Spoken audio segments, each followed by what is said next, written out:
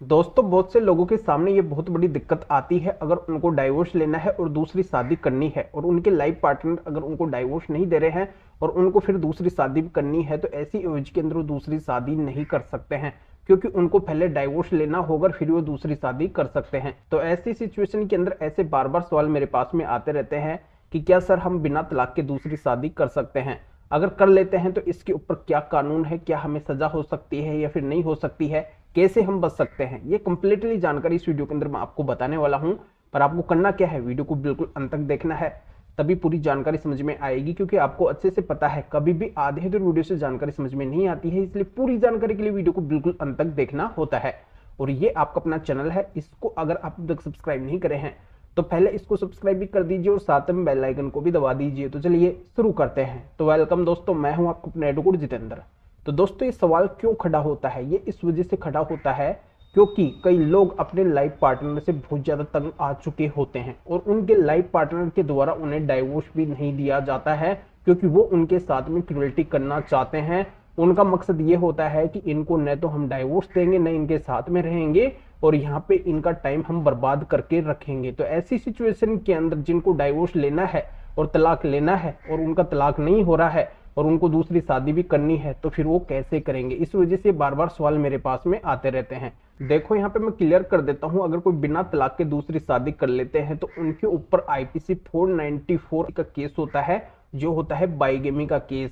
और इसमें अगर प्रूफ हो जाता है कि उन्होंने बिना तलाक के दूसरी शादी कर ली है तो उनको 7 साल तक की सजा हो सकती है, साथ में उनको जुर्माना भी भरना पड़ सकता है। तो इस कानून की सजा से उनको गुजरना होगा। अब बात यह आती है कि क्या पुलिस डायरेक्टली ऐसे मामले के अंदर एफआईआर कर लेती है, केस दर्ज कर लेती है, क्या पुलिस अरेस्ट कर लेती है। तो इस बात को भी मैं अच्छे से समझा देता हूं कि जो बिना तलाक के दूसरी शादी करने की सजा का सेक्शन आईपीसी 494 है, ये नॉन कॉग्निजेबल सेक्शन है, यानी कि केस है। ऐसे मामले के अंदर पुलिस डायरेक्टली एफआईआर नहीं कर सकती है, अरेस्ट नहीं कर सकती है। अगर इस धारा का, इस सेक्शन का किसी को केस करवाना है अपने लाइफ पार्टनर के ऊपर कि उसके लाइफ पार्टनर ने बिना तलाक के दूसरी शादी कर ली है, तो उसको पहले कोर्ट के अंदर जाना होगा। वहां पे कोर्ट में उसको बिना तलाक के दूसरी शादी करने का प्रूफ देना होगा। अगर मजिस्ट्रेट को लगता है कि बिल्कुल इस मामले के अंदर दम है, बिना तलाक की दूसरी शादी शायद इस लाइफ पार्टनर ने की है, तो फिर इस मामले में एफआईआर करने का ऑर्डर कोर्ट पुलिस को दे सकती है।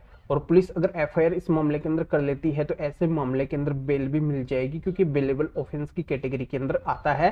तो ऐसी कोई भी दिक्कत इस मामले के अंदर नहीं आने वाली है। फिर बेल यानी कि जमानत मिलने के बाद में इस मामले की प्रक्रिया कोर्ट के अंदर चलेगी। तो कोर्ट के अंदर जिसके द्वारा केस डाला गया है उसके द्वारा पूरी तरह से साबित करना होगा, प्रूफ करना होगा कि मेरे लाइफ पार्टनर ने दूसरी शादी कर ली है। जैसे हिंदू मैरिज एक्ट के सेक्शन 5 और 7 के अंदर जो भी शर्तें हैं उनको पहले पूरा करना होगा कि ये दूसरी शादी पूरी तरह से वैलिड है जो इन्होंने करी है। इन्होंने पूरे रीति रिवाज से शादी करी है, 7 फेरे लिए हैं, मांग भरी है, मंगलसूत्र पहनाया है, शादी को पंडित जी ने करवाया है, ये शादी पूरे विधि विधान से हुई है, पूरी रस्मों से शादी हुई है, या फिर ये शादी कोर्ट से हुई है।